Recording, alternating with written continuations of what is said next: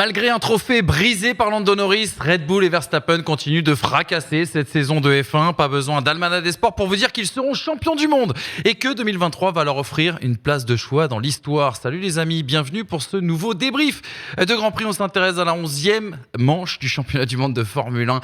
On s'intéresse au Grand Prix de Hongrie avec toujours ce plateau magnifique. Le grand retour notamment de monsieur Hamza Rahmani. Comment ça va Hamza ? Ça va très bien et vous-même ?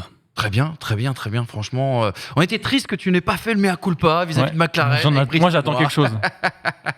Je pense qu'on aura un petit mot. On aura peut-être l'occasion d'en reparler la semaine prochaine. T'as raison. Puisque on va pas dévoiler de secret, mais il se peut que la semaine prochaine soit une émission un peu plus amusante. C'est vrai. Et que, du coup... On puisse prendre le temps. Parce que tu crois qu'on l'a fait de façon amusante, on doit des excuses aux gens. Tu dois des excuses aux gens. Moi, je dois aucune excuse. Moi, j'ai mon avis. Quand t'as dit que tu préférais prendre Esteban Ocon à Lando Norris, est-ce que c'était vrai ? Est-ce que c'était vrai ? Ah non, mais le pire, c'est que La démagogie, moi, encore une fois aujourd'hui, je réfléchis. Voilà, mais bon, si aujourd'hui on est dans la culture de l'instant, après deux belles courses, deux podiums, c'est terminé. Il y en a un qui a réfléchi pour prolonger Fernando Alonso, il s'appelle Laurent aussi, ça l'a mené à la panade. Réfléchis pas trop quand même. On en parlera dans quelques instants, je crois aussi. On risque d'en parler. Monsieur Brice Germain, qui nous a régalé aux commentaires du Grand Prix hier sur Winamax TV. Brice qui a aussi fêté dignement les 1 an de notre passage au Castellet l'année dernière et de ta rencontre surtout avec monsieur Charles Leclerc. Oui, bah écoute, c'était un moment absolument incroyable et c'est pas un moment incroyable qu'on a vécu hier. Donc il fallait un petit peu essayer de relever le niveau. Alors moi qui essaie de relever le niveau, ça relève pas trop, mais en attendant, on était en roue libre, on s'est fait plaisir et ça a mené à un Grand Prix qui était agréable pour nous. J'espère que pour les viewers aussi, ça l'était en tout cas. Exactement. Moi je me suis refait la séquence avec Hamza. Esteban. C'était vraiment des très très bons souvenirs. 1 an après notre passage, bien sûr, dans la fan zone et ces magnifiques plateaux. Bref, on laisse ça derrière nous et on se projette bien évidemment, les amis, sur la suite. On découvre ensemble les 4 enseignements. Qu'est-ce qu'on a retenu justement pour cette nouvelle émission ? On va ouvrir sur Alpine. Et malheureusement, les nouvelles ne sont pas bonnes. On va parler de toute l'actualité aussi également autour de l'écurie française. McLaren, il va falloir s'habituer. On n'a pas mis de point d'interrogation, mais un point d'exclamation.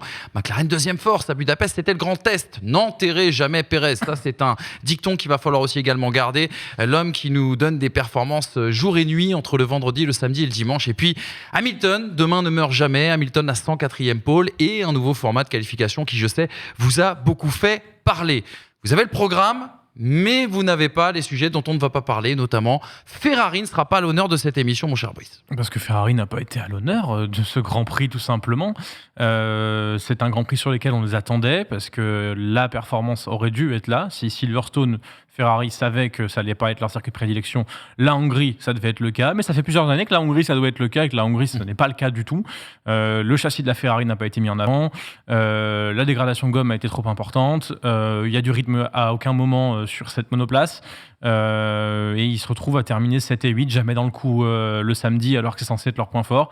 Jamais dans le coup en course. Au final, ils se retrouvent tous les deux à terminer derrière la Mercedes de George Russell, qui partait 18e, alors que la Mercedes n'avait pas un grand rythme de course. La saison de Ferrari cumule les inconvénients de 2022 en termes de gestion, management, tension et mental, et les inconvénients de 2021 en termes de perfo.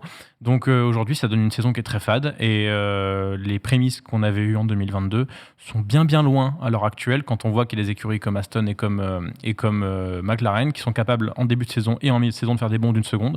Ça n'a pas été le cas pour Ferrari. Exactement, journée en enfer notamment pour Charles Leclerc. On ne parlera pas non plus, les gars, de Red Bull et Max Verstappen qui entrent encore un petit peu plus dans la légende, puisque l'impression est juste parfaite, qu'il n'y a pas grand-chose à dire sur le sujet.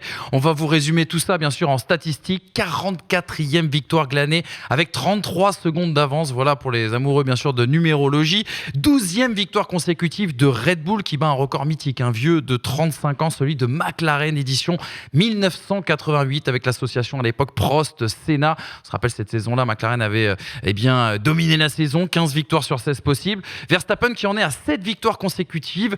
Il peut égaler le record de victoires consécutives sur une saison de Sebastian Vettel qui date bien sûr de 2013. Il peut l'égaler dès le Grand Prix des Pays-Bas à Zandvoort à domicile pour lui. Et s'il venait à échouer soit à Spa, soit à Zandvoort, il aurait quand même la possibilité de le tenter une deuxième fois dans cette saison d'ici Abu Dhabi. Verstappen qui peut devenir champion du monde des pilotes en ne se contentant que de 2e place alors que nous ne sommes qu'à mi-saison. Verstappen qui est toujours leader du championnat des constructeurs. Et pour terminer sur une dernière stat, tu nous disais, Brice, le nombre de records que Verstappen peut encore battre cette saison. Alors, je ne vais pas tous les citer parce qu'il y en a beaucoup trop, mais il peut battre 14 record cette saison, que ce soit en termes de...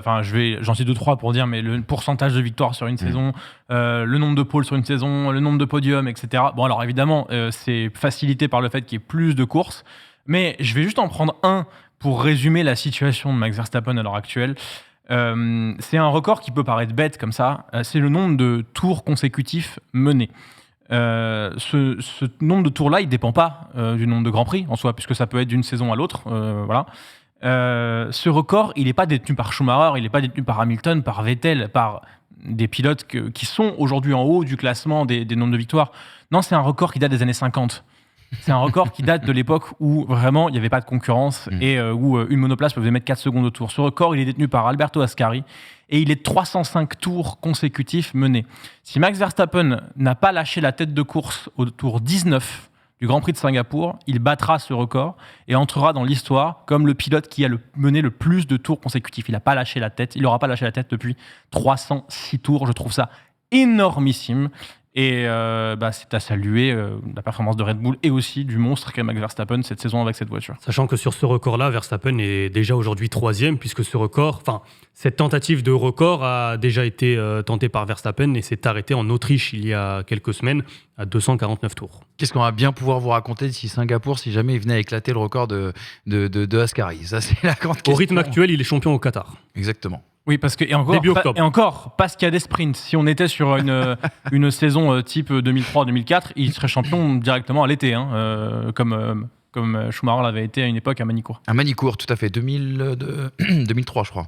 Ou 2002. Oui, il me semble. Mais il restait plus beaucoup de Grands Prix à cette époque. Je crois qu'il en restait 4 après ça, je crois. Exactement. Voilà, les amis. On ne parlera pas plus, bien sûr, de Max Verstappen, tant il a été impressionnant et tant il y a peu de choses à dire, à part essayer de résumer un petit peu cette nouvelle place dans l'histoire par le biais de la statistique. On lance tout de suite les autres sujets. On lance tout de suite le grand débrief de ce Grand Prix de Hongrie.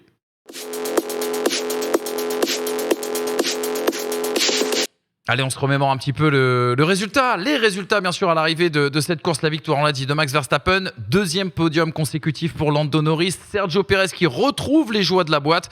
Lewis Hamilton qui termine une 4e place. Oscar Piastri qui a fait une belle course, mais doit se contenter de la 5e. On notera la présence, bien sûr, de Leclerc et Sainz aux 7e et 8e place. Et aussi également la présence dans le top 10 de 2 Aston Martin qui étaient bien en retrait, en tout cas en termes de rythme de course. On attaque le premier enseignement. Ça a été le désastre de ce week-end. Ça a été une écurie qui a fait couler aussi également beaucoup d'encre dans l'actualité. C'est Alpine avec notamment cette série noire.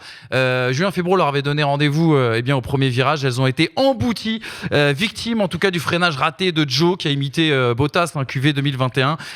Joe qui est rentré dans Ricciardo, qui pousse Ocon sur Gasly. Alors s'ils n'ont rien à se reprocher sur ce coup, Ocon reconnaissait que partir de loin sur la grille est un risque au Hungaroring où tout le monde tente tout, on va dire, au premier virage. Et puis Alpine a été en grande difficulté en termes de rythme, incapable de sortir de Q2. Le bilan comptable, il est catastrophique. 2e, double abandon et 0 pointé après le Grand Prix de Grande-Bretagne. Depuis Monaco et le podium d'Ocon, c'est 12 points pris en 5 courses. Et puis dans un deuxième temps, impossible de ne pas vous lancer, les gars, sur l'actualité autour de l'équipe, la mise à l'écart du boss de la marque, Laurent Rossi, les rumeurs de dépassement de budget cap qui ont été démenties par la FIA et le journal L'Équipe, et puis une drôle de communication aussi autour de sa demande pour briser le gel des moteurs. On rappelle qu'il souffrirait d'un déficit de 20 à 30 chevaux sur la concurrence. Peut-on parler de crise, les gars, chez Alpine après ce week-end désastreux? 3e double abandon, puisqu'il y a eu l'Australie. Oui, c'est vrai. 2e consécutif, 3e sur la saison. La saison, elle est ratée. Je vois pas comment est-ce qu'il pourrait revenir dans la course, sachant que McLaren, en 3 courses, a mis une distance phénoménale. En 3 courses, McLaren a pris 70 points. Il faut savoir qu'aujourd'hui, Alpine est plus proche de Williams, de McLaren, en termes de points au classement, donc plus proche de la 7e place que de la 5e. Oui, la situation, elle est aujourd'hui critique. Alors forcément, on ne peut rien reprocher aujourd'hui aux pilotes par rapport à ce qui s'est passé au Hungaroring, si ce n'est d'avoir raté la qualification aujourd'hui. À quel degré le pilote est-il coupable sur un samedi manqué? À quel degré il y a cette incapacité à faire performer une voiture qui n'est pas possible de faire performer? Il y a beaucoup trop d'interrogations, mais effectivement, ça commence vraiment à se compliquer, à devenir très très inquiétant.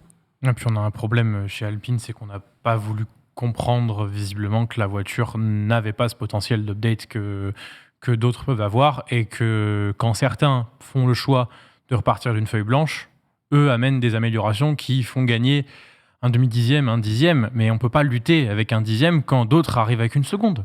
Et à partir de là, certes, la voiture est certainement meilleure qu'en début de saison, mais elle n'est pas meilleure par rapport aux autres. Et eux, ce qu'ils visent, c'est la 4e place au constructeur. En début de saison, encore une fois, on rappelait que on regardait vers le haut, on regardait vers le plafond de verre, on regardait vers ces écuries qu'on n'arrivait pas à atteindre, on cherchait à solutionner ça. Aujourd'hui, on a tellement regardé les autres qu'on ne s'est pas regardé soi-même en se disant qu'il fallait améliorer les choses. Alors, là, on parle de quelque chose de structurel qui n'est pas circonstancié à la Hongrie. À la Hongrie, on est bien d'accord que le problème d'Alpine, ça a été son ancien élève, à savoir Unujo, qui leur a foncé dedans par le biais de Ricciardo. Mais c'est symptomatique quand même d'une chose, c'est qu'effectivement, si tu pars derrière, tu te mets en danger plus facilement. Et en l'occurrence, je ne suis pas sûr que même s'ils partaient plus devant, ils auraient pu limiter davantage la casse par rapport à McLaren et par rapport à d'autres écuries qui font des bonds en avant que eux ne font pas. Exactement. Les gars, il y a quand même si on devait comparer même à l'année dernière, on se rappelle qu'il y avait un développement agressif, qui avait été aussi également efficace, une voiture qui était en progression. J'ai l'impression que cette année, ce n'est pas le cas. On avait aussi également ce moteur, qu'on avait dit qu'il avait fait beaucoup de progrès. On avait fait justement un gros pas en avant, on va dire, en termes de performance, quitte à sacrifier un petit peu la fiabilité. Là, on a l'impression que cette écurie, elle est en régression totale. Et on parlera de la structure dans quelques instants. Ce qui est terrible, c'est que, tu le disais tout à l'heure, la saison dernière, c'est l'une des équipes qui a le plus progressé. Donc, ok, tu pars de loin, mais tu te dis, si tu pars de moins loin, peut-être que tu arriveras à un moment donné à pouvoir rattraper ce retard dans l'optique de cette 4e place au championnat, à terme cette 3e place. Aujourd'hui, tu constates qu'Aston Martin est parti déjà plus haut. Et surtout, moi, c'est McLaren, la claque McLaren. Depuis l'Autriche, je le disais, McLaren a pris 70 points, Alpine en a pris 3. 67 points concédés sur les 3 derniers. Alpine est sur le rythme d'un 8e au classement constructeur, tandis que McLaren est sur le rythme d'un 2e, voire 1er s'il n'y avait pas une domination pareille de Red Bull.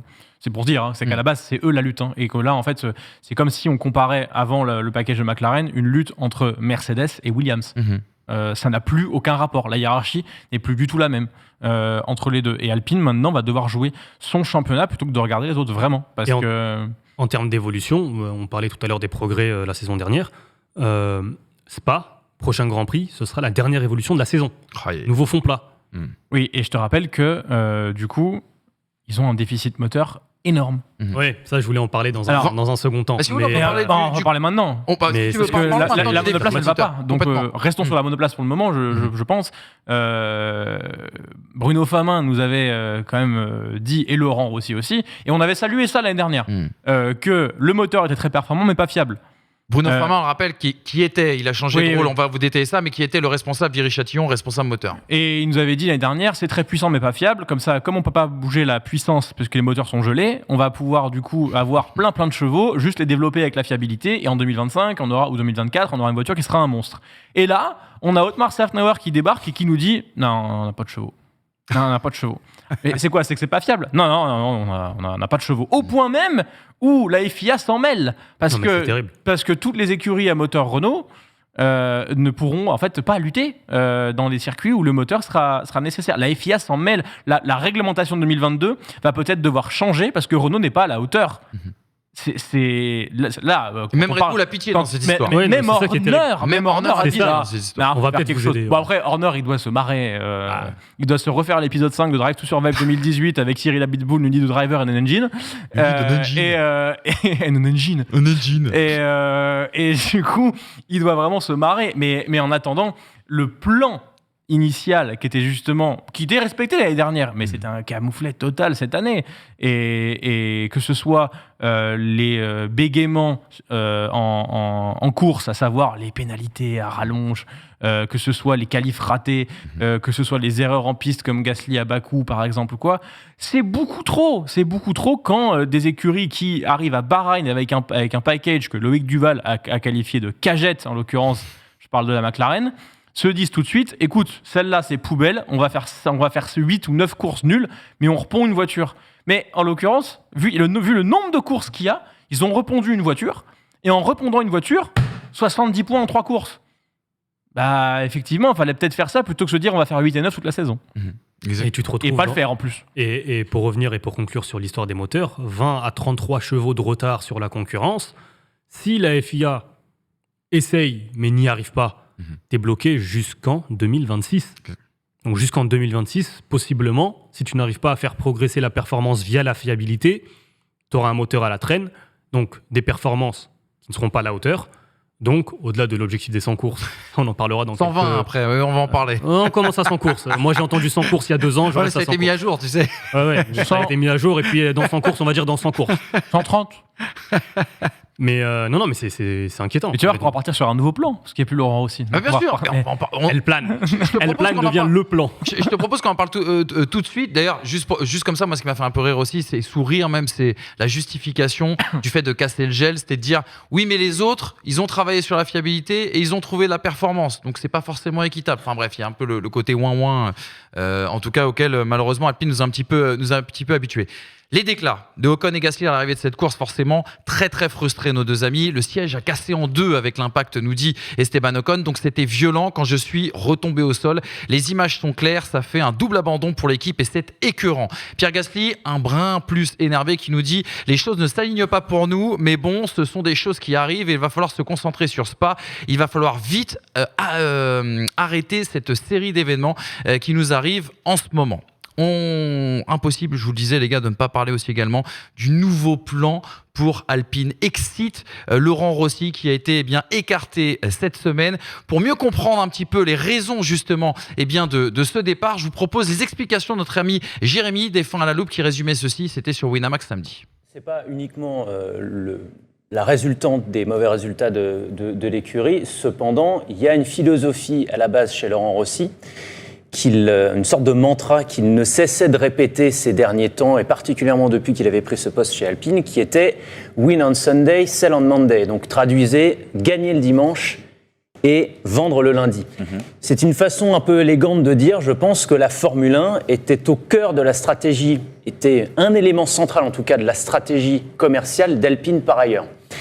C'est-à-dire qu'il imbriquait véritablement la catégorie reine du sport automobile dans la vente de ses Alpines derrière.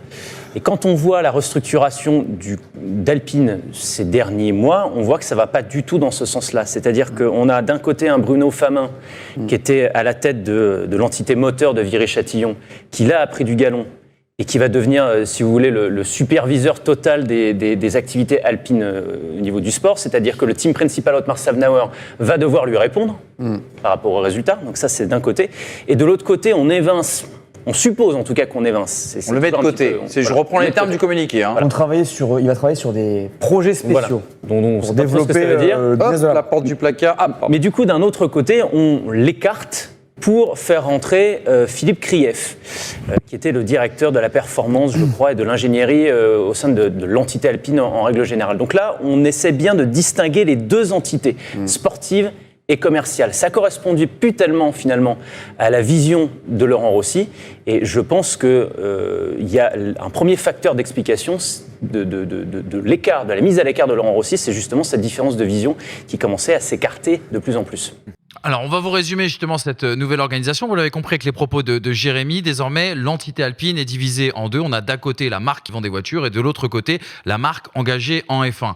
On excite donc du coup Laurent Rossi, l'omnipotent bien sûr boss de chez Alpine, qui était très présent bien sûr sur les circuits de Formule 1. Il est remplacé par Philippe Krief. C'est cet homme, un ancien notamment de la maison Ferrari, qui prend lui la direction de la marque qui vend des voitures. Je vais résumer les choses ainsi. Et de l'autre côté, on va retrouver Bruno Famin, qui était le directeur de l'entité moteur à Viry-Châtillon, qui lui devient un peu le directeur sportif de l'écurie Alpine. C'est lui le big boss et il aura sous son autorité donc Otmar Szafnauer. Otmar Szafnauer qui s'est exprimé justement ce week-end, qui a mis un petit pénalty, il fallait lire entre les lignes pour bien comprendre. Je pense qu'il a envoyé en tout cas un message à son ancien patron Laurent Rossi. Dans la nouvelle structure de l'écurie, le nouveau PDG, en l'occurrence Philippe Krief, n'aura aucune influence sur le sportif. Cette reconstruction concerne plus la partie commerciale de la marque que l'équipe de F1. Il y a un nouveau PDG qui va se concentrer sur Alpine Cars et pas sur la Formule 1. Nous allons poursuivre les plans que j'ai déjà mis en place, améliorer nos infrastructures et recruter. Les gars, Qu'est-ce que vous pensez de ce nouveau plan Alpine ? Faut pas lire entre les lignes. C'est clair, il n'y a pas besoin de lire entre les lignes. Ouais. Faut quand même être sacrément bigleux pour pas comprendre que. C'est pour ça que je me suis permis l'omnipotent Laurent Rossi. Hein. Sinon, je l'aurais pas dit moi-même. Non, mais de ce que dit Safnauer, c'est que visiblement, on n'est pas dans le secret des dieux, mais visiblement, lui souffrait d'une ingérence de la part de Laurent Rossi sur le sportif, et que lui aurait bien aimé lui dire occupe-toi d'augmenter les chiffres de la marque, moi je m'occupe du sportif.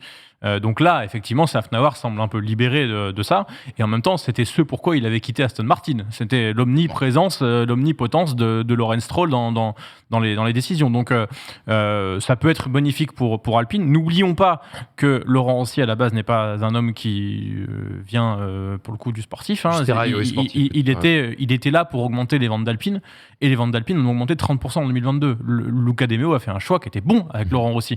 La différence, c'est que voir Laurent Rossi en Formule 1, c'était pas forcément la chose la meilleure en termes de personnalité pour l'écurie, pour la structure, pour Enstone et pour Viry, dans le sens où c'est quand même, Alpine est un renaming, mais ça reste Renault Sport quand même. Donc il fallait séparer, je pense, ces entités. Je pense que son départ et le fait qu'il reste à la tête de quelque chose qui est plus interne à Alpine est très bon, parce que Laurent Rossi est un homme de talent à ce niveau-là. Mais par contre, au niveau sportif, effectivement, il faut laisser les sportifs gérer le sportif, à mon sens. Laurent Rossi, alors... Pourquoi tu te marres ? Non, mais je vais peser mes mots. Mais on se retrouve dans une situation où il n'aurait pas dû être là, déjà, puisque, et c'est ce qui est clair, et c'est ce dont a souffert Otmar Safnauer, il ne devait pas se mêler de la Formule 1. Il l'a fait. Il a récupéré le trophée en Hongrie. Et surtout... Il était sur la photo au premier plan à Monaco. Je voulais venir sur ce point très très important à mes yeux. Un patron, moi j'ai besoin de le voir quand ça ne va pas. Frédéric Vasseur, j'ai envie de l'entendre quand ça ne va pas. Et quand ça ne va pas, Frédéric Vasseur, je l'entends. Et il m'explique. Toto Wolff, on va pas tous les citer, hein. Mais les grands patrons en Formule 1, même dans le sport, j'ai envie de te dire, en général, le sport de haut niveau, quand ça gagne, t'es discret, tu laisses briller les petites mains. Excusez-moi, les pilotes, les sbires, les ingénieurs, etc. Mais les sans-dents, comme dirait Hollande. Laurent Rossi, il était toujours présent. Par contre, quand ça ne gagnait pas, quand il y avait des situations de crise, exactement, quand on perd d'abord Fernando Alonso, puis Oscar Piastri, c'est qui s'est caché pendant 3 mois ? C'est Laurent Rossi. Qui c'est qu'on a entendu ? C'est Otmar Safnauer. En fusible. Qui lui, en plus, avait récupéré une situation. Alors, il venait d'arriver. Peut-être ne maîtrisait-il pas tous les tenants et les aboutissants. Le bilan de Laurent Rossi chez Alpine F1, il est catastrophique, à mes yeux. D'un point de vue sportif. Entre une ingérence qui posait problème à l'évolution de l'écurie, la perte, à mes yeux, de l'un des 2 ou 3 meilleurs pilotes aujourd'hui en activité, la perte de son remplaçant, talent générationnel. Normalement, ça, Laurent Rossi, on ne doit même pas, lui en tenir rigueur. Ce n'est même pas de son fait. Mais à partir du moment où monsieur a décidé de venir s'imposer dans le monde Formule 1, moi, j'estime qu'il a des comptes à rendre à ce niveau-là. Oui, parce qu'en soi, c'est censé être le boulot d'Otmar Safnauer. Exactement. Sauf que lui a décrété, a décidé qu'il fallait venir s'implanter dans la structure F1. Quand il voulait.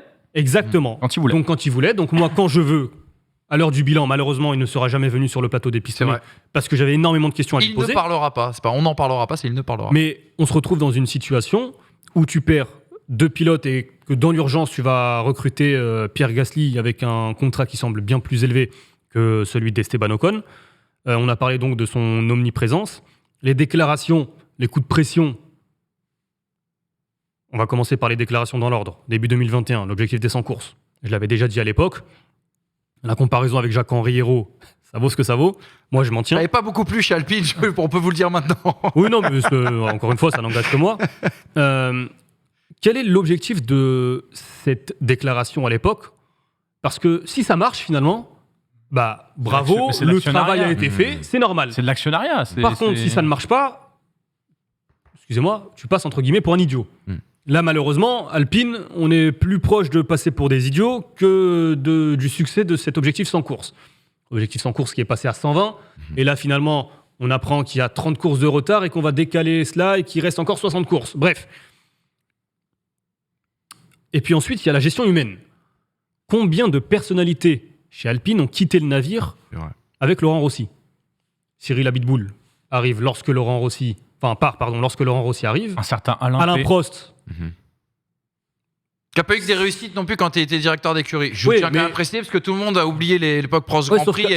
C'est pas la même époque, c'est pas les mêmes moyens. Sauf qu'Alain Prost, il n'avait pas de rôle exécutif, finalement, aussi important qu'il l'avait à l'époque. Oui, c'est vrai, t'as raison. C'était vraiment le conseiller, l'apport de la vision F1 Alain Prost est parti, Witkowski est parti, Safnauer contesté, les déclarations à Miami, le dilettantisme.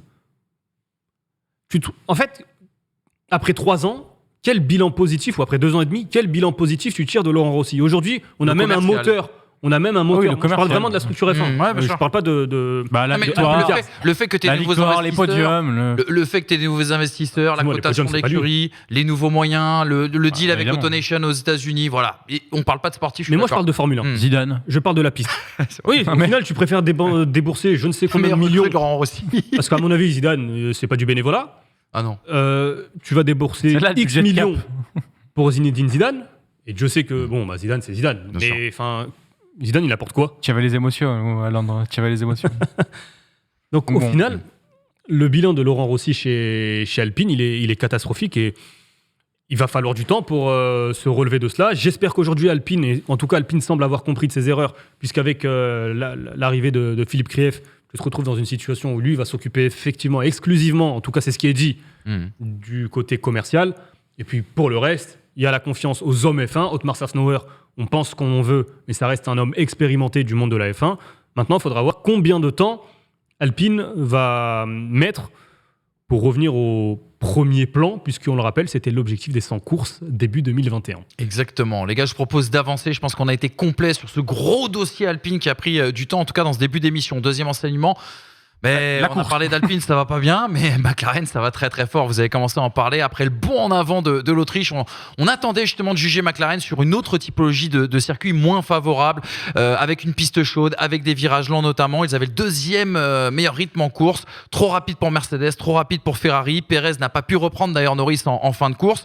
Et ils ont eu moins de problèmes aussi également de surchauffe que Mercedes qui pourtant les motorise. Il y a eu l'excellent départ, l'excellent premier relais de Piastri qui a été undercuté par Norris. Piastri qui a souffert aussi également avec une voiture endommagée en fin de course. Surtout, il y a le deuxième podium en 2 courses pour Norris. C'est une première pour lui, bien évidemment, en carrière. La sensation aussi qu'il faudra compter avec McLaren puisque le gros du développement a été fait chez à peu près tous les concurrents. Tu l'as dit tout à l'heure, Hamza, 70 points pris sur les 3 dernières courses. C'est 80% de son total en 2023. 35 points de mieux que Ferrari depuis l'Autriche. Et pourquoi pas, les gars, une victoire cette saison s'il arrivait quelque chose à Verstappen. Est-ce qu'on s'emballe un peu en disant ça? Comme on s'est emballé pour Alonso en début de saison, comme on s'est emballé pour Mercedes à Barcelone, comme on s'est pas emballé pour Ferrari. Si, un peu au Canada. Un petit peu. Un tout petit peu. Toi, t'étais sur la retenue quand même. Ah bah oui, non, mais bien sûr. Non, mais comme souvent avec Ferrari. À l'intérieur, ça chantait du Eros Ramazzotti, mais à l'extérieur, effectivement, je dis non, faut attendre un petit peu. Là, en l'occurrence, McLaren, la chose qui est inquiétante pour les autres écuries, c'est qu'ils performent à Silverstone et au Hungaroring qui demandent absolument des choses totalement différentes sur la voiture. Si la voiture est forte aussi à Silverstone, elle n'est pas censée l'être au Hungaro, sauf si elle est très complète. En l'occurrence, le package qu'ils ont amené est complet, visiblement, à Silverstone et au Hungaroring. À partir de là, ça, c'est un message très fort. Ils savaient qu'ils allaient être mieux à Silverstone, ils étaient déjà mieux en Autriche. C'est 3 pistes différentes, 3 pistes où ils performent, et 2 podiums de suite, tu l'as dit, pour Lando Norris. À partir de là, le package amené par McLaren, il faut voir s'il pourra évoluer aussi durant la saison, parce que visiblement, c'est des gros coups de package que les écuries amènent et qui les font basculer dans la hiérarchie au point où on ne sait jamais qui est deuxième force pour le moment. Même si j'ai envie de te dire qu'en ce moment, c'est McLaren. Il n'y a pas trop de discussion là-dessus. J'attendrai quand même de voir s'il n'y a pas une écurie qui va nous refaire un coup similaire. Même si, effectivement, plus on s'approche de la fin de saison, plus un coup dans ce genre-là risque d'être limité parce que les écuries vont davantage se pencher sur 2024. Mais Ferrari a encore des packages à amener. Alpine n'en a plus qu'un à amener, qui sera certainement pas un package qui amènera une seconde. Quoique, quand on en parle ici, visiblement, ça amène une seconde. Donc après, c'est le fond. Hein. Oui, c'est le fond plat. Bah, oui, le fond plat, donc ça peut aider. Ça peut aider, mais il n'y a pas de moteur. Donc, et on arrive sur Spa Monza dans pas longtemps. Donc bon. Non, enfin, la position aujourd'hui de McLaren est ce qu'on pourrait appeler à la régulière. ce qu'ils font est à la régulière. Hier, ils ne devaient pas faire 2 et 3 par rapport à la perf qu'ils avaient en qualification, et pour autant, ils ont optimisé ce qu'ils avaient fait. Vous avez vu les arrêts de McLaren au stand ? Vous avez vu la stratégie de McLaren au stand ? C'était parfait. C'était digne de Red Bull. Donc, optimisation, voiture performante et complète sur tous les tracés depuis 3 Grands Prix. Je m'emballe pas. Mais à l'heure actuelle, là, depuis 3 Grands Prix, c'est la deuxième force. Et il n'y a pas de doute. Est-ce que c'est pas le package le plus complet, Hamza, qu'on ait vu justement dans cette lutte à la deuxième force Alors, je ne sais pas si c'est le package le plus complet. Effectivement, la Hongrie, on ne s'attendait pas forcément à voir McLaren. On sait que c'est une voiture performante, comme tu le disais, sur les virages rapides, pas forcément sur les virages lents. En plus, il y avait l'aspect météo, la chaleur qui semblait assez imposante du côté de Budapest. Il y a un élément dont on n'a pas encore parlé et qui a peut-être contribué assez largement à la peut-être pas la restructuration, mais au chamboulement dans la hiérarchie, c'est le changement de la structure des pneumatiques Pirelli. C'est vrai. Fernando Alonso en a parlé. Lui explique que Aston Martin est beaucoup moins bien depuis ce changement. Comme Mercedes. Il estime que Red Bull a aussi perdu, alors on l'a pas trop vu hier, mais bon, lui estime que Red Bull a aussi perdu en termes d'écart. Et McLaren, d'un coup, a fait ce bond en avant. Alors, le bond en avant, McLaren le réalise déjà un petit peu en Autriche, mais les pneumatiques Pirelli arrivent à Silverstone. Silverstone, podium. McLaren, podium en Hongrie. Pardon. Donc on se retrouve aujourd'hui dans une situation où je ne sais pas à quel point je vais attribuer l'évolution de la voiture et les nouvelles performances et la possible deuxième place en termes de hiérarchie aujourd'hui à McLaren, ou à la structure du pneumatique Pirelli qui a évolué et qui permet, on se souvient, je crois que c'était en 2013, on avait un début de saison assez fou où tu avais des victoires de différentes écuries. Et puis au moment où il y a eu cette catastrophe à Silverstone, l'explosion des pneus et la modification de la structure en urgence, c'est là où Vettel a signé son record de, c'était quoi, c'est 9 victoires consécutives. C'est à ce moment-là où justement ça chamboule complètement. Donc peut-être que l'on assiste aussi à cela aujourd'hui. Après, encore une fois, comme tu le disais, McLaren fait une course très très bonne dans la gestion. Alors moi, à titre personnel, je n'ai pas trop aimé l'undercut sur c'est pas volontaire. Tu crois aux explications de Zak Brown ? On peut les expliquer très rapidement aux gens qui nous regardent. C'est-à-dire que Zak Brown a expliqué que c'était pas un undercut justement volontaire de Norris sur Piastri, mais qu'il voulait couvrir, on va dire, vis-à-vis de Lewis Hamilton, et que surtout il y avait eu l'ordre avant la course que celui qui était en retrait, c'est-à-dire derrière l'autre pilote, devait tester les pneus pour donner des informations à celui qui était aux avant-postes. Info ou intox, je sais pas. Non, moi j'y crois totalement parce que quand le Dia Piastri perd 1 seconde au stand, l'arrêt de Norris il est 1 seconde plus vite que celui de Piastri. Et derrière, Norris il fait un tour de sortie. Ouais, monstrueux. Le tour de sortie de Norris, c'est le seul qui arrive à mettre sa gomme en température. Tout de suite. Le tour de sortie de Charles Leclerc est cata. Le tour de sortie de Lewis Hamilton est cata. Le tour de Norris, il signe secteur violet dans le 2 et secteur violet dans le 3 au moment où il sort, et il colle une dégelée à Piastri à ce moment-là, qui fait que justement ça fait un undercut. Mais pour autant, je suis persuadé que c'est pas volontaire de la part de McLaren. Je pense que c'est Piastri qui s'est fait un peu piéger dans l'histoire. Et d'ailleurs, si on peut mettre un tout petit mot sur Piastri. Extraordinaire. Je vais en parler tout à l'heure. Juste, j'aimerais faire une comparaison qui est un petit peu facile, mais les deux McLaren arrivent groupés quand même. Depuis le début de saison. Beaucoup Lando Norris. Oui, ça y est. Non, mais le tigre est sorti du bois. Non, messieurs, moi tout ce que je constate, c'est qu'il y a beaucoup de bruit autour de Norris. Piastri, c'est un rookie. Piastri, il a 10 courses en F1. Avant même les évolutions, c'était un pilote qui montrait, lorsqu'il pouvait, la voiture ne le permettait pas forcément, mais que il avait totalement sa place en Formule 1.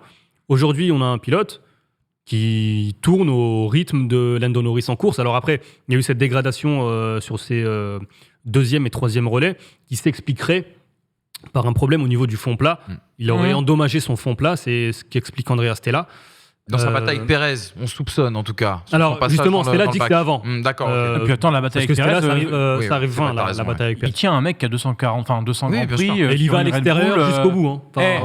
Non, mais je veux pas faire de parallèle méchant. Puis même en qualification, il est performant, il est très proche de Et dans le rythme Norris. de Lando Norris en course, voire un peu plus rapide en Grande-Bretagne. Si après 10 courses, j'ai un rookie qui performe à ce niveau-là, moi je suis ravi de mon recrutement. Et je pense que McLaren est ravi. C'est là que tu te rends compte qu'ils avaient quand même besoin d'avoir autre chose que Ricciardo en termes de performance. Je dis pas que Ricciardo ne performait pas, je dis que Ricciardo n'était pas bon avec cette voiture. Et qu'en l'occurrence, lui là, il en met, il est là et McLaren ne met pas que des points grâce à Norris. McLaren fait 3 et 4 à Silverstone, ou 2 et 4, je sais plus. Et là, ils font 2 et 5. Mais c'est exceptionnel pour eux et ça leur permet justement d'aller remonter sur la concurrence au point où ils vont certainement jouer avec Aston à un moment donné. Donc les deux pilotes... Voire Ferrari, hein. Non mais enfin au classement des constructeurs, quand tu vois l'évolution, peut-être que Ferrari est dans le trou, on l'a dit depuis quelques courses, mais si ça continue comme ça, dans 6 courses, ils peuvent faire la jonction avec Ferrari. Enfin, là, le line-up, la voiture, le management de la course et le fait que... t'as l'impression que c'est redevenu normal d'un coup, d'un seul. Il n'y a pas d'emballement, il n'y a pas... Franchement... Je suis impressionné. Ils m'ont mis une claque. Ils m'ont fait fermer la bouche, quoi. Vraiment. Et ça fait 3 courses que ça dure. Chapeau, quoi. Regardez, 29 points pris sur les 10 premières courses. 58 points pris lors des 2 dernières courses. Les 2 dernières, on a même enlevé... On est sur 29 de moyenne. Alors qu'il y avait le nouveau package quand même sur la voiture de Norris. 29 de moyenne, c'est même pas loin de Red Bull. Ah non, mais c'est énorme. Non, mais c'est monstrueux. Et là, tu te retrouves dans une situation où si on garde cette hiérarchie et ce rythme-là, ça va forcément évoluer selon les GP, mais ils pourront se battre pour la 3e place et peut-être même pour la 2e place au constructeur. C'est un comeback incroyable. Incroyable. Alors les gars, nous on est super optimistes. Ça change par rapport à il y a quelques semaines quand on a traité le sujet. Mais il y a un garçon qui nous rappelle un petit peu justement un peu de mesure. Il s'appelle Zak Brown. L'homme qui a comme sosie vocale Donald Trump. Cette blague n'est pas de moi, mais d'un ami avec qui on travaille, notamment sur Winamax. Zak Brown nous dit « On avait la 2e meilleure voiture aujourd'hui, mais je ne peux pas prétendre que ce sera le cas pour le reste de la saison. Il faut voir à quelle vitesse la hiérarchie change. C'est si serré que je ne pense pas que nous puissions affirmer que ce soit pareil sur tous les circuits. On a un appui phénoménal à haute vitesse, mais on doit encore travailler dans les virages lents. » Ah bon ? Moi, je suis très étonné de cette déclaration. Pour moi, c'est de l'intox total, les gars. En qualif, on voyait que Norris était le plus performant dans le 2e secteur, donc l'enchaînement des virages rapides. Et effectivement, s'ils doivent encore progresser sur les virages lents et qu'ils y parviennent, ça promet pour la seconde partie de saison. Peut-être qu'ils se comparent à Red Bull en fait. C'était nous. Compare à Mercedes, etc. Peut-être que quand il fait ce constat-là... mais purée, s'ils sont en train... Même Norris l'avait dit, qu'ils étaient à 30% du déblocage de la perf. Oui, il avait dit ça après à Silverstone. Ouais, tout à fait. 30%, ça suffit déjà à faire quand même... En tout cas, Norris, il fait une belle course, mais il était dégoûté de ne pas avoir le titre de pilote du jour. Oui, voilà, c'est vrai. Je tiens à le signaler. Elle est belle cette transition. Merci Hamza Armani, tu vois, le LDF. LDF est de retour dans cette émission. Et on va tout de suite parler justement du pilote du jour. Le 3e enseignement, Sergio Pérez. N'enterrez jamais Sergio Pérez qui s'accroche à son baquet. Sergio Pérez qui nous a encore montré 2 visages. Inquiétant vendredi et samedi, sa sortie un peu lamentable en essai libre 1, son train de pneus ruiné en essai libre 2. Oui, il a mis fin à la série de 5 non-qualifications en Q3. Mais sa 9e place a été quand même une déception de plus, lui qu'on disait sous la pression bien sûr de Daniel Ricciardo. Impressionnant quand même dimanche en course, une belle remontée mais surtout les beaux dépassements, ce qui lui a valu le titre de pilote du jour. Horner a loué d'ailleurs, et on en parlera dans un 2e temps, son niveau de caractère et d'engagement dans les dépassements. C'est exactement ce que reprochait Christian Horner à l'époque à Gasly et Albon avant de les congédier, on s'en rappelle. L'Aston Martin d'Alonso qui n'est plus dans le rythme, Hamilton qui est constant mais cède des points encore aux Mexicains. Qui peut lui contester le titre de champion du monde? Est-ce qu'il n'est pas en train de sauver sa place chez Red Bull, Sergio Pérez? 2 vice-champions du monde. Ouais. 2 champions du monde, 1.5. Ouais. Pardon, excusez-moi. Est-ce qu'on inclut Sergio Pérez dans la catégorie de la Formule 1.5 étant donné qu'il possède le matériel de Max Verstappen? Il peut être champion de Formule 1.5, tu as raison. Non, justement. C'est Fernando Alonso. Du coup. Oui, voilà. Ou Lewis Hamilton. Ah, tu le mets en Formule 1, Sergio Pérez? Il a le même matériel que Max, non? Oui, il a le matériel. Mais bon, il a l'air de ne pas avoir les mêmes résultats ni même rythme. Mais bon. Peut-être pas les mêmes réglages, peut-être pas les mêmes updates. Complètement. On connaît ça chez Red Bull, l'histoire de Gasly au Grand Prix de France qui s'est piqué un aileron. On connaît, et je pense que Sergio Pérez sortira une biographie quand il sortira du giron Red Bull pour dire voilà ce que Max m'a fait. Non, mais effectivement, alors il y a toujours ces lacunes en qualification. Je pense que psychologiquement, le fait de passer en Q3, ça a aidé. Peut-être le début du renouveau en qualification. Après, encore une fois, c'est pas acceptable. C'est pas acceptable de démarrer cette course 9e quand tu es une Red Bull. C'est pas acceptable d'avoir Guan Yu Zhou devant toi. Ce n'est pas acceptable de voir Bottas aussi devant toi. Enfin voilà, il y a encore beaucoup de travail à faire sur le samedi pour Checo. Après, sur la course, moi j'ai retrouvé le Checo que j'aime. J'ai retrouvé le Pérez que l'on voyait à l'époque chez Force India, chez Sauber, agressif. T'as pas trop de choix en même temps quand t'es en Hongrie, mais il y est allé et au final, il va terminer à la 3e place. Il aurait pu aller chercher la 2e place en fin de course à Lando Norris. Malheureusement pour lui, c'est ce qu'explique Marco, je crois. Il dit qu'à un moment, en toute fin de course, il est passé sur la trajectoire sale en voulant dépasser des retardataires et qu'il a ramassé beaucoup de marble et qu'il a mis beaucoup de temps à s'en défaire. Verstappen l'avait dit à la radio, ça avait été diffusé. Mais ouais, Checo Pérez... je suis pas sûr qu'on puisse lui reprocher grand-chose sur ce week-end, à l'exception du samedi raté, quoi. Après, effectivement, tu as le vendredi où il se plante, mais là, tu te dis, ça va être un week-end compliqué. Mais la course, elle est là. Il commence à ressembler à Bottas 2021, à savoir mal se qualifier et remonter. La différence, c'est que Bottas remontait moins que Pérez le fait. Les remontées de Sergio Pérez, je trouve, sont son plus grand atout. Parce que c'est vrai qu'en course, il est quand même rarement critiquable. On n'a pas toujours dit ça quand même. En course, le côté remonté. Moi, je me rappelle d'un avis ici sur ce plateau il y a quelques courses. On disait, est-ce que Sergio Pérez est capable de remonter comme Max Verstappen le fait? Et là, ça fait quelques remontées qu'il nous offre quand même. Oui, mais pas autant. Mais il nous rassure là-dessus. Non. C'était à Miami quand Verstappen justement avait. Tout à fait. Oui, est-ce que Pérez aurait fait la même chose? J'ai envie de te dire qui est capable de faire ce qu'avait fait Max en même temps. Si Verstappen était parti de 9e, on est bien d'accord qu'il aurait gagné hier. Oui. Même 18e peut-être. Non mais c'est ça qu'on essaie de dire. Pour autant, il vient quand même faire un podium alors que c'était mal embarqué, qu'on est au Hungaro, qu'il faut doubler, qu'on voit que cette année, la track position, elle est importante. Norris disait lui-même que si il passe pas Hamilton au premier virage, il ne termine jamais devant lui. Parce que pour lui, il n'a pas forcément plus de rythme que la Mercedes, c'est juste qu'il a plus de rythme parce qu'il n'a pas la Mercedes devant lui. Donc, au final, ce que fait Sergio Pérez, quid de s'il partait 2e, comme quid de s'il partait 18e. Il y a un truc qui l'a avantagé aussi, c'est la strate pneus. Ils sont deux à avoir eu cette strate pneus, c'est Russell et Pérez. Les deux ont fait des remontées incroyables, puisque Russell gagne 12 places en passant de P18 à P6. Et Pérez, lui, part P9 et termine P3. Donc cette strate pneus a été, le hard, medium, a été bonne. Parce que justement, voiture plus lourde, on arrivait à chauffer ses hards pendant que sur un deuxième relais, Lewis Hamilton galérait, lui, à chauffer ses hards. Et on voyait, il était en glisse assez souvent, et c'est pour ça d'ailleurs qu'il était plus à l'aise avec les médiums à la fin de course. Donc, cette stratégie-là pour Sergio Pérez, elle a été bénéfique. Après, il y a un problème structurel avec Sergio Pérez qui vient de deux endroits. Il vient de l'aspect mental qui est détruit depuis Miami et qui est pour moi toujours pas récupéré. Et donc cet aspect-là l'empêche d'aller à la limite. Et la deuxième chose, c'est que comme on le sait que le développement est orienté vers Max Verstappen, j'ai l'impression qu'il s'éloigne de plus en plus du principe de faire corps avec sa monoplace.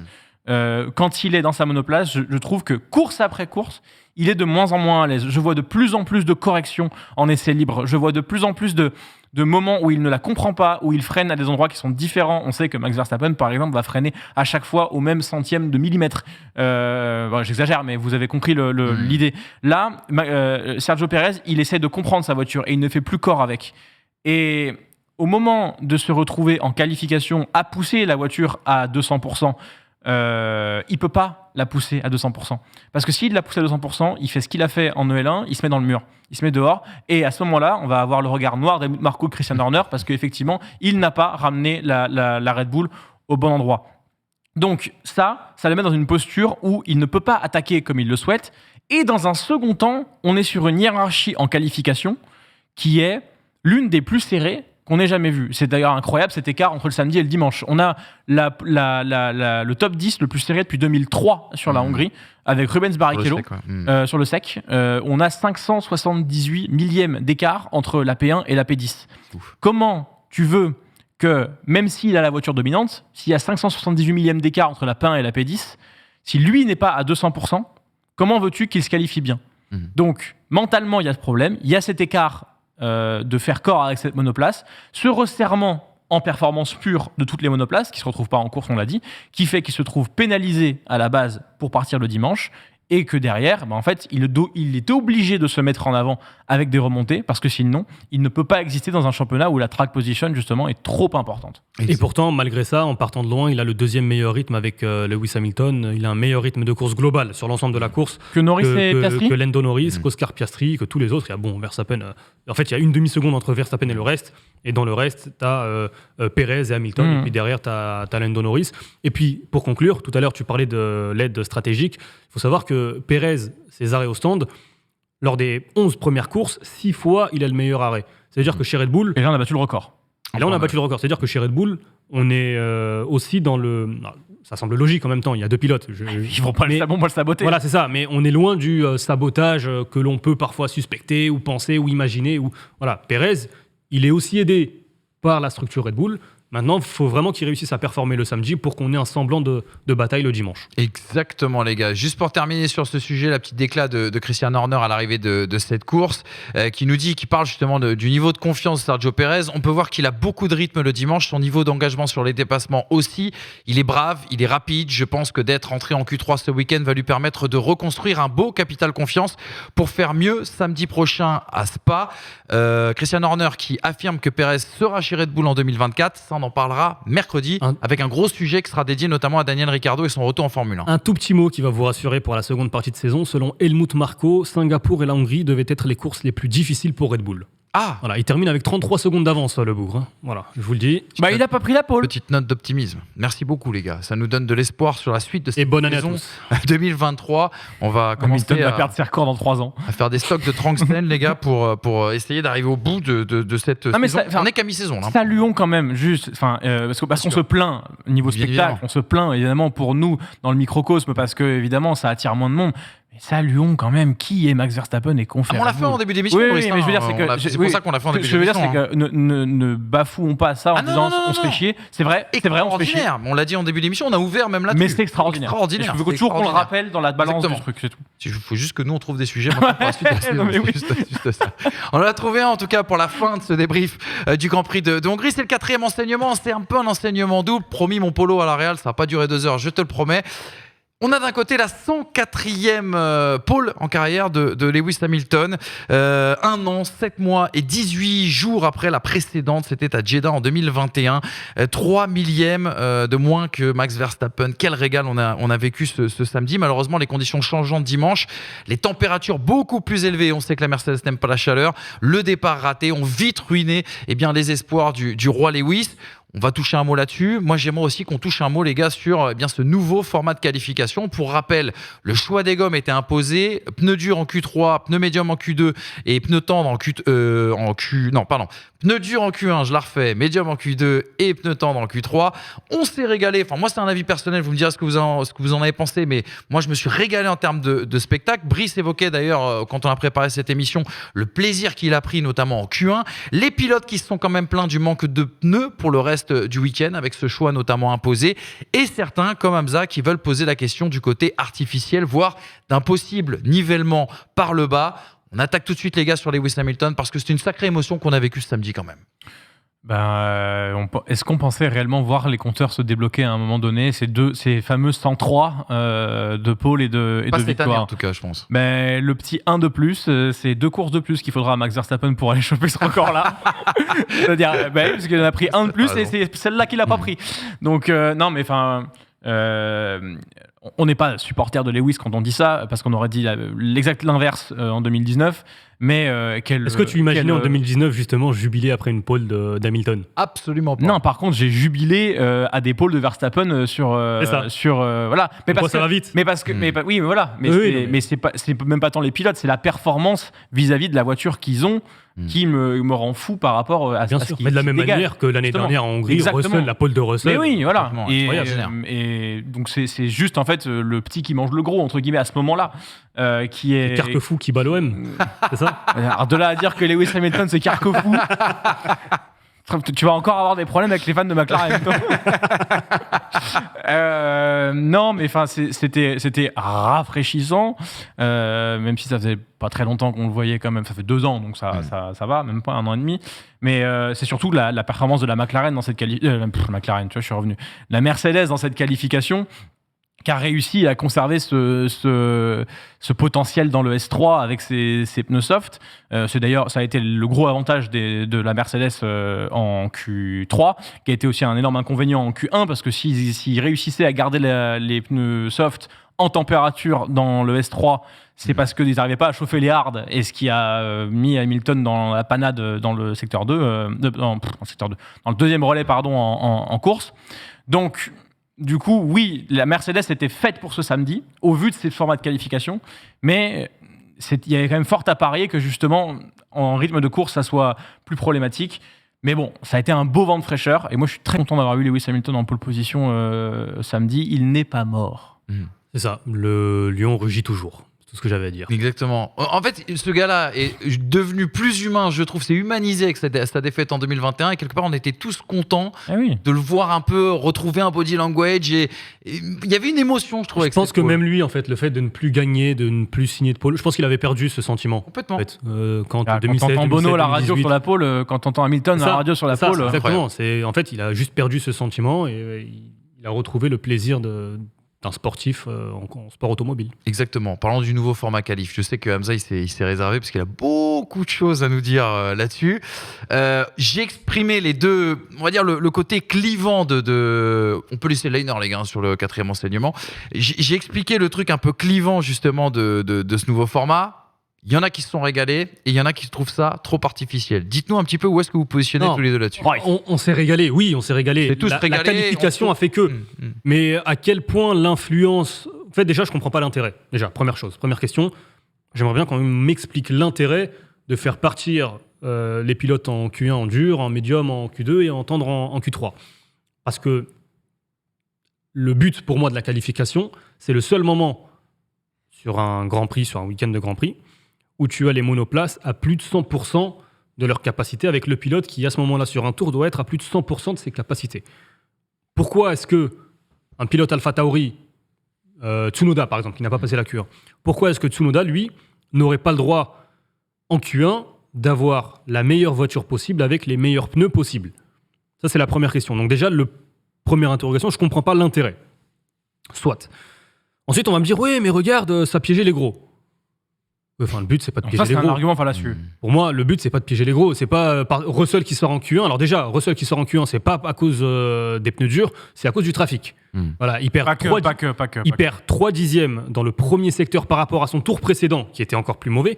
Il perd 3 dixièmes dans le premier secteur. 3 dixièmes, ça, je pense, je n'ai pas tous les temps en tête, mais je pense que sur la Q1, ça le fait basculer dans le top 10, facile. L'influence du trafic est moins grande en Hongrie parce que les lignes droites sont moins longues aussi, donc tu as moins d'élan à prendre. Hein. D'accord. C'est pas 3 dixièmes. On va sortir les chronos. Après, les gars, on n'est pas obligé de se focus sur George Russell et avancer, malheureusement, le temps presse. Il n'y a pas de problème. Il perd 3 dixièmes. 28-4 sur le premier relais, 28-7 sur le deuxième relais en pneumatique dure. Donc 4-7, il y a 3, donc ça fait 3 dixièmes de perdu. Ça, c'est juste mathématique.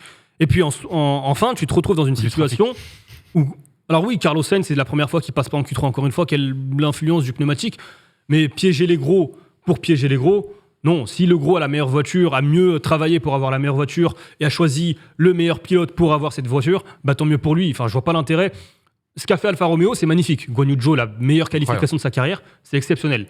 Je n'arrive pas à savoir à quel point cette qualification-là, c'est l'influence du nouveau système ou, comme on disait tout à l'heure avec McLaren, de la nouvelle structure du pneumatique Pirelli. Donc il faudra encore attendre. Je sais qu'à Monza, on aura ce nouveau système, mais c'est juste que je comprends pas trop l'intérêt. Après, bon, bah tant mieux. Si on me dit demain, on se régale plus en qualification grâce à ça, bah pourquoi pas. Mais moi, je suis pas sûr qu'il y ait eu une si grande influence. D'où le nivellement par le bas que tu évoquais tout à l'heure. Brice.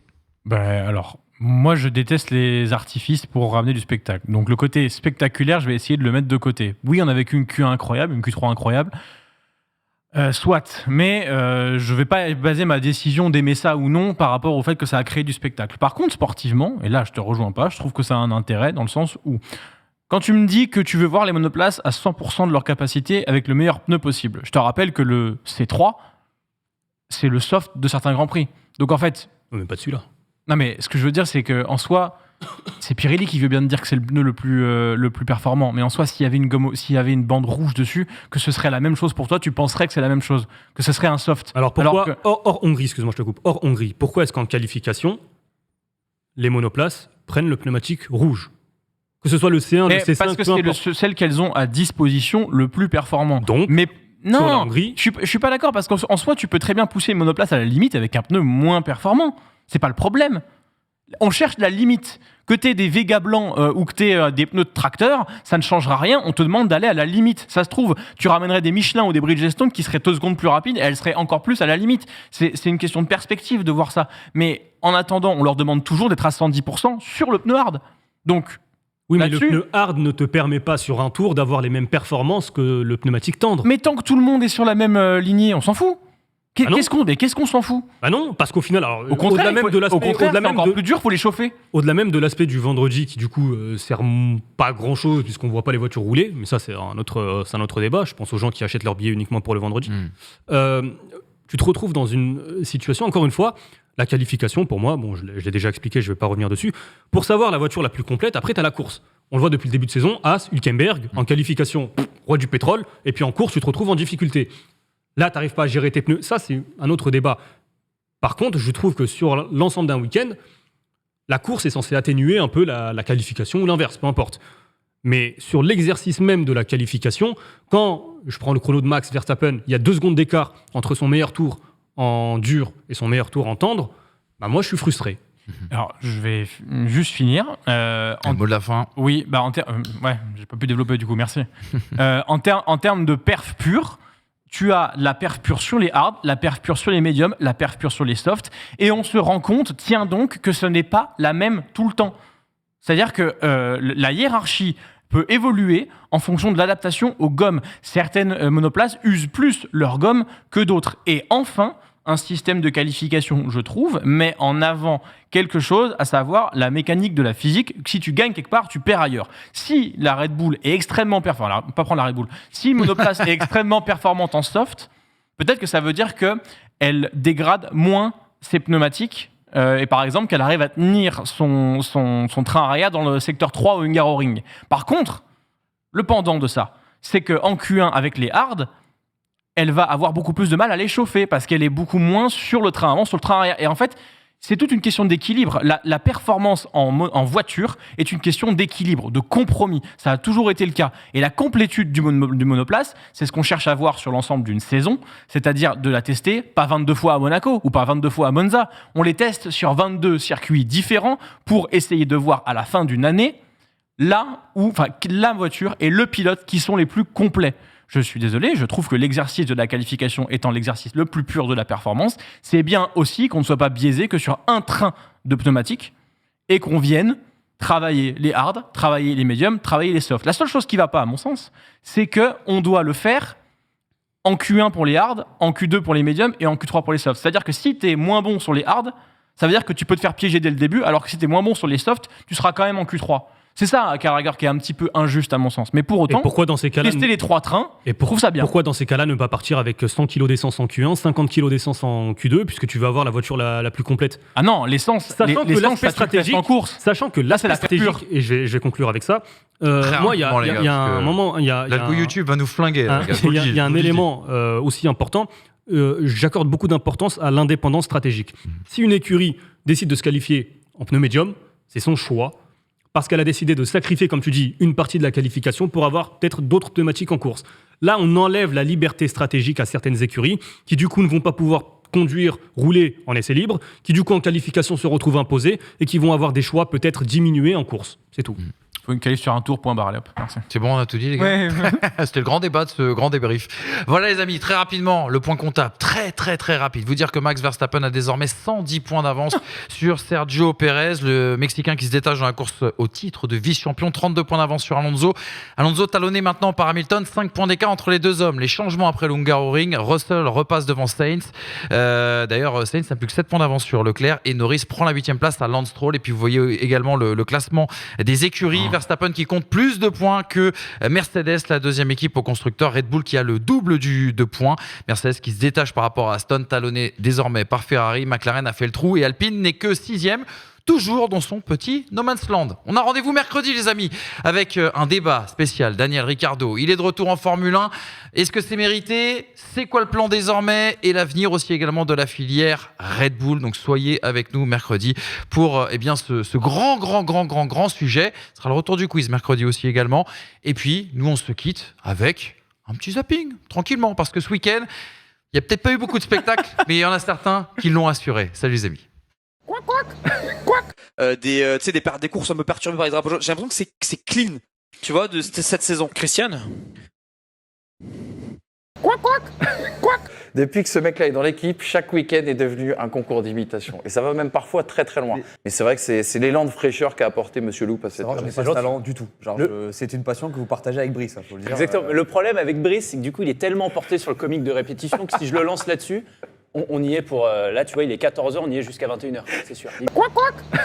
Moteur de Honda qui motorise les 270. Mais ne les nous moteurs raconte tondeuses. pas ta vie. Écoute, ma vie est plus intéressante que le Grand Prix, de quoi tu parles? Ah si, je peux vous C'est faire, vrai, je peux c'est vous vrai. faire Lucas parler fin en tant qu'imitation si vous voulez. C'est quoi, fais attention parce que Jérém l'a tenté hier, j'ai mis un 4,5 sur 10. Salut tout le monde, ça va particulièrement bien aujourd'hui, tu sais pourquoi? Dis-moi. Parce que ce week-end, c'est le Grand Prix de Hongrie. C'est Max Verstappen qui va s'imposer devant Checo Pérez. Max Verstappen. J'ai mis une seconde de trop à capter qu'elle était bien faite. Comment il va? Ce week-end, c'était le Grand Prix de Hongrie. Chiant. On a regardé une course. Verstappen a gagné, comme d'hab. Alors 6. C'est mieux que Jérém. C'est mieux que Jérém. Team principaux ou team principal? On va dire team principaux, on est en France. On est français, monsieur. On va... Alors que chez Alors, Ferrari, chez Ferrari, ça marche bien pas. évidemment, ça ne va pas du tout, car le pistolet ne fonctionne pas et l'arrière Allez, gauche de Charles Leclerc. 9 9,4. secondes 4 pour C'est Charles nickel, Leclerc. comme ça, Carlos Sainz va pouvoir passer. Eh oui, le circus Binotto ne s'arrête pas quand Binotto s'en va.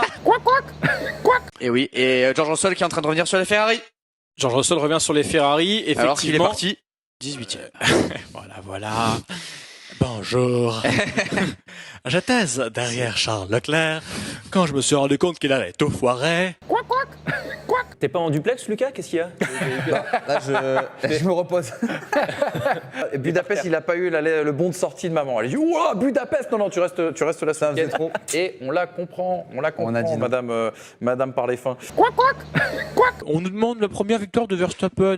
Ne prenez pas pour des abrutis, on n'est pas des jambons. Barcelone 2016, accrochage Rosberg Hamilton dans le T4. Avec Yellow flag, secteur 2, ça n'a Yellow rien flag changé. secteur 2. Qu'est-ce qui s'est passé? Il vient de se passer un truc.